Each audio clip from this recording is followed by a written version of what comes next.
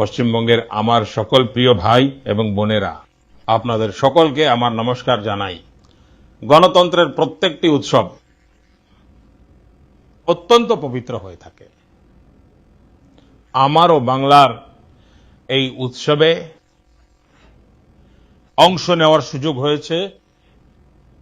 বিগত কিছুদিন ধরে আমাকে আপনাদের সকলের সামনে বেঙ্গলের উন্নয়নের বিষয়ে, বাংলার উজ্জ্বল ভবিষ্যৎ নিয়ে, বাংলার যুব প্রজন্মের উজ্জ্বল ভবিষ্যৎ নিয়ে বিজেপির যে রোডম্যাপটি রয়েছে, সেই রোডম্যাপকে রেখাঙ্কিত করার,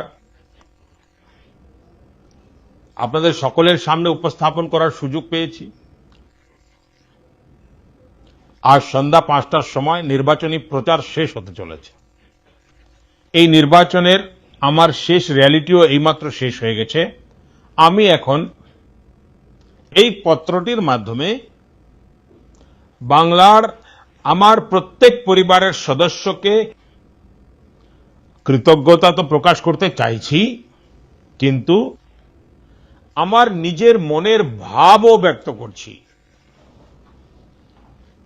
বন্ধুগণ, এই নির্বাচনী প্রক্রিয়ার সময় আমি বাংলায় এক অন্য ধরনের শক্তির অনুভূতি লাভ করেছি। এতটা গরম থাকা সত্ত্বেও, এতগুলি র্যালি করার পরেও আমার বাংলার এই নির্বাচনী প্রচার অভিযানে বিন্দুমাত্র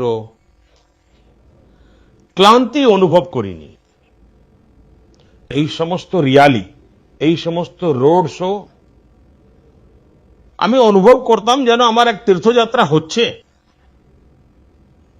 আমি যখন মা কালীর ভক্তদের মধ্যে যেতাম, তখন সম্ভবত মা কালী নিজেও আমাকে ক্রমাগত নতুন শক্তিতে পরিপূর্ণ করে দিচ্ছিলেন। যখন জানুয়ারি 2024-এ অযোধ্যায় রামলালার প্রাণ প্রতিষ্ঠার আয়োজন করা হয়েছিল, তার আগে আমি অত্যন্ত শ্রদ্ধার সঙ্গে 11 দিন ধরে একটি অনুষ্ঠান করেছিলাম, ব্রত পালন করেছিলাম। আমার এমনটা অনুভব হয় যে সেই সময় প্রভু শ্রী রামচন্দ্র আমাকে অসীম শক্তিতে ভরিয়ে দিয়েছিলেন। এই নির্বাচনেও আমার সেই একই অনুভূতি হয়েছে, যেমনটা কোনো দেবী দেবতার মন্দিরে দর্শনের সময় হয়ে থাকে। ঈশ্বররূপী জনগণ জনার্দনের দর্শন পেয়ে আমার মধ্যে এক নতুন শক্তির সঞ্চার হয়েছে। বন্ধুগণ, বাংলার সমস্ত র্যালিতে এবং রোড শোতে আমি এত বেশি আন্তরিকতায় ভরা বার্তা আর ছবি পেয়েছি যে আমি সেগুলোকে কোনো দিনও ভুলতে পারবো না।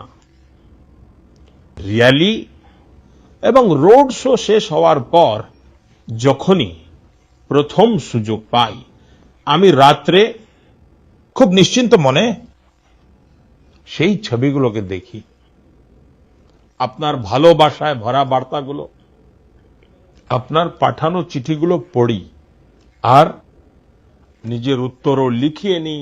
সে যুবক যুবতীরাই হোক, বোনেরা হোক বা মেয়েরা হোক, গুরুজনেরা হোক, প্রত্যেক বয়স গোষ্ঠীর বন্ধুগণ, আপনাদের মধ্যে স্নেহের যে ভাবটি প্রকাশ পায়, যা আমি দেখি, অনুভব করি, আমি আজ বলতে চাই, এই আপনার ভালোবাসা, আপনার আশীর্বাদ আমার জীবনের আসল মূলধন। বন্ধুগণ, এই নির্বাচনের সময় আমি এটাও দেখেছি যে বাংলার যুব সমাজই হোক বা মহিলারা হোক, কৃষক হোক বা শ্রমিক হোক, প্রত্যেকেই বাংলার উজ্জ্বল ভবিষ্যতের জন্য, এক উন্নত বা বিকশিত বাংলার জন্য কতটা অধীর, কতটা আতুর। বাংলার যুব সমাজ এখন ভবিষ্যতের দিকে এগিয়ে যাওয়ার জন্য একটি উন্মুক্ত প্রাঙ্গণ চায়।